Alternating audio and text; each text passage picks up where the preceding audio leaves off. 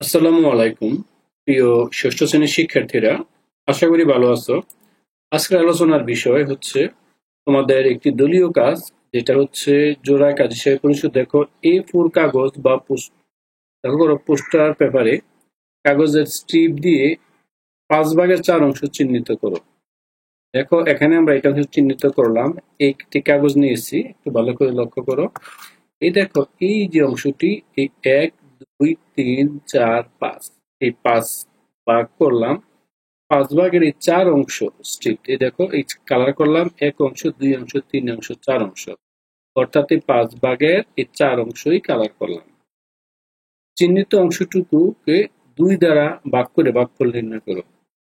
তাহলে আমরা এটাকে ভাগ করব, দেখি ভাগ করলে কি হয়।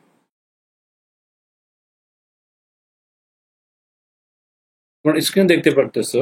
দেখো এখানে আমি এই 5 ভাগের এই 4কে ভাগ করব 2 দ্বারা। এর ভাগ মানে কি? দেখো, 5/4, এই ভাগ মানে হচ্ছে উল্টে যাওয়া, মানে নিচে 1 আছে, প্রত্যেক সংখ্যা নিচে আসবে 2, উপরে যাবে 1, অর্থাৎ উপরের অংশ নিচে যাবে, নিচের অংশ উপরে আসবে যখন ভাগটা গুণ হয়। তাহলে কি হয়ে গেল? এখানে দেখো, উপরে 4, নিচে হলো 10, অর্থাৎ আমি এই 1 2 3 4 5 6 7 8 9 10, এই 10টি ঘর নিচে থাকবে এবং কালার করা থাকবে 4টি ঘর, এই 1 2 3 4।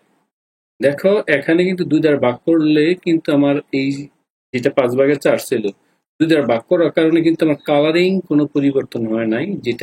যেই গ্রিডকে আমরা কালার করেছি তা পরিবর্তন হয়নি, বাট আমার কিন্তু এখানে এই যে সাদা ঘরের সংখ্যা, মানে মোট ঘরের সংখ্যা বেড়ে গেল। এটা হচ্ছে প্রকৃত ভগ্নাংশ।